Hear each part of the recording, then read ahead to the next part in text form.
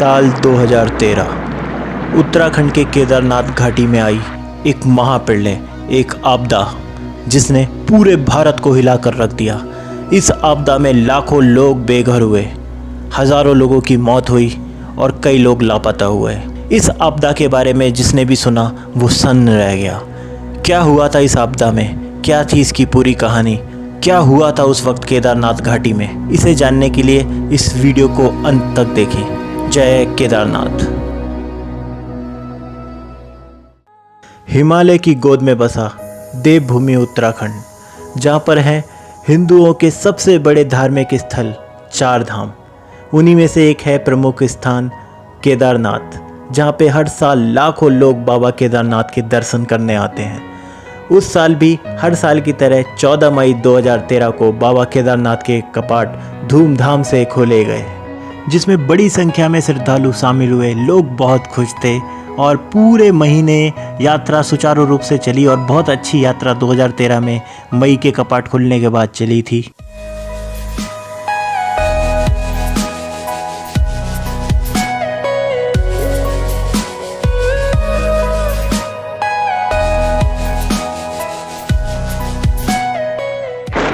ठीक एक महीने बाद 15 जून 2013 3 दिन से जारी भारी बारिश उस दिन भी जारी थी। बारिश इतनी ज़ोरदार थी कि आसपास रहने वाले लोगों ने ऐसी बारिश अपनी ज़िंदगी में नहीं देखी थी। पर इसके बाद भी बड़ी संख्या में यात्री केदारनाथ घाटी में मौजूद थे। हजारों श्रद्धालु मंदिर परिसर में मौजूद थे और उन्हें एहसास ही नहीं था कि सिर्फ 2 दिन बाद उनका सामना महाप्रलय से होने वाला है। परंतु समय से 2 हफ्ते पहले ही पहुंचे मानसून ने मौसम विभाग को कुछ बड़ी अनहोनी होने का संकेत दे दिया था। हुआ यह था कि एक लो प्रेशर एरिया बन गया था। उसके साथ ही बंगाल की खाड़ी में साइक्लोनिक सर्कुलेशन भी पैदा हो गया था और ये पश्चिमी दिशा में आगे बढ़ने लगा। तो इस जगह पर काफी ज्यादा नमी जमा हो गई और उसके बाद इन दोनों सिस्टम्स का इंटरैक्शन हुआ।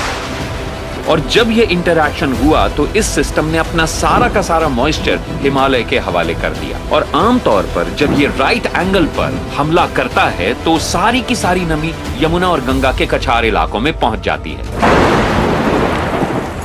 अगले दिन 16 जून को भी भारी बारिश का सिलसिला जारी था।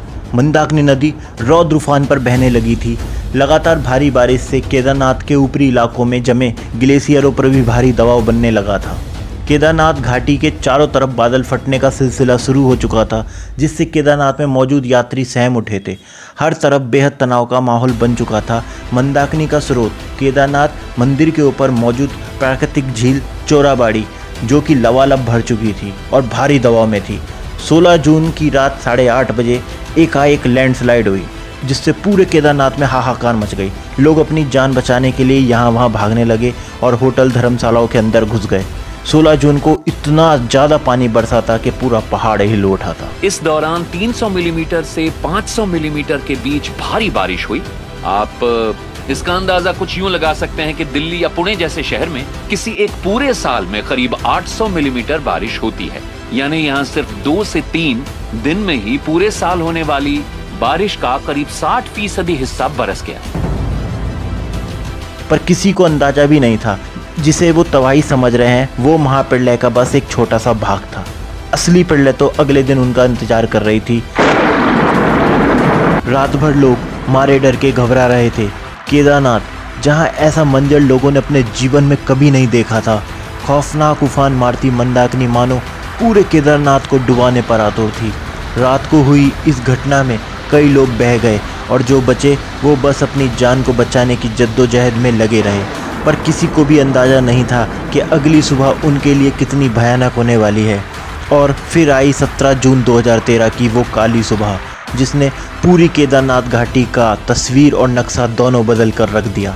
लगातार भारी बारिश से चोराबाड़ी झील का एक भाग अचानक तेज आवाज़ के साथ टूट गया और झील का पानी प्रचंड तूफानी रफ्तार से केदारनाथ की तरफ बढ़ा।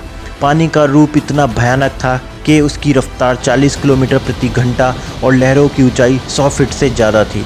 लहरें अपने साथ भारी मात्रा में बड़ी बड़ी चट्टानें मलबा बहाती हुई ला रही थी और जो उन लहरों के सामने आया उसे मिट्टी में मिला दिया। झटके से आई इस महाप्रलय ने पूरी केदार घाटी में त्राहिमाम मचा दिया। लोग तिनके की तरह बहते चले गए। होटल घर सब साफ हो गए और मौत का ऐसा मंजर देख लोगों की चीखें निकल गईं।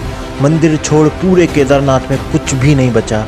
हर तरफ लोगों की लाशें और तबाही और मलबा ही मलबा बिखर गया था।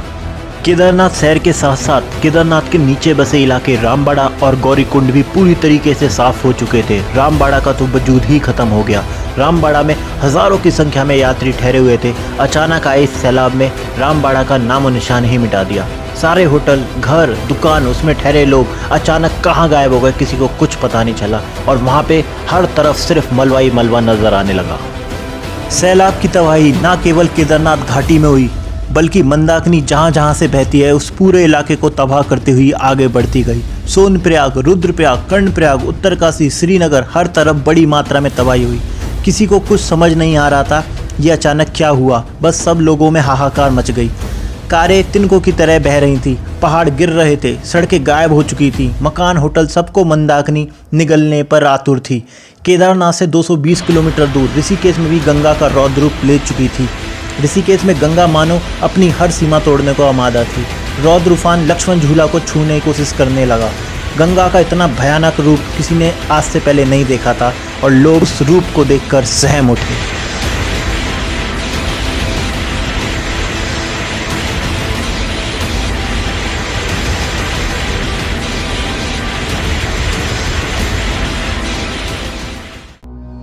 हजारों लोग मारे गए, सैकड़ों लापता हुए, हजारों बेघर हुए। लोग उत्तराखंड के इतिहास की सबसे बड़ी आपदा झेल रहे थे। हर तरफ मातम, तबाही के निशान, बर्बादी की कहानी बिखरी हुई थी। सरकार और प्रशासन तक खबर पहुंच तो चुकी थी कि कुछ बुरा हुआ है, पर उन्हें अंदाजा नहीं था तबाही इतनी भयानक थी। 18 तारीख में एक हेलीकॉप्टर घटना का जायजा लेने केदार घाटी पर उड़ा। उसने जब नीचे के हालात देखे तो उसके पैरों के नीचे से जमीन खिसक गई। गौरीकुंड और रामबाड़ा का वजूद ही समाप्त हो चुका था। केदारनाथ शहर पूरी तरीके से बर्बाद हो चुका था। पायलट ने फौरन इसकी सूचना कंट्रोल रूम को दी। राहत बचाव के कार्य के लिए तुरंत आर्मी और एयरफोर्स की मदद ली गई और फिर शुरू हुआ भारत का सबसे बड़ा रेस्क्यू ऑपरेशन, जिसे आर्मी ने नाम दिया ऑपरेशन सूर्य हो। देश के जांबाज जवानों ने रात दिन एक करते हुए हफ्ते भर में पूरी जान लगा दी। लगातार हेलीकॉप्टर उड़ रहे थे और लोगों को सुरक्षित जगहों पर पहुंचाया जा रहा था। जगह जगह से लोगों को बचाया जा रहा था। इस पूरे रेस्क्यू में सेना ने 1,10,000 से ज़्यादा लोगों को एयरलिफ्ट कर सुरक्षित जगहों पर पहुंचाया। मौसम और रास्ते बहुत कठिन थे, पर सेना ने पूरे ऑपरेशन को पूरा करके ही दम लिया।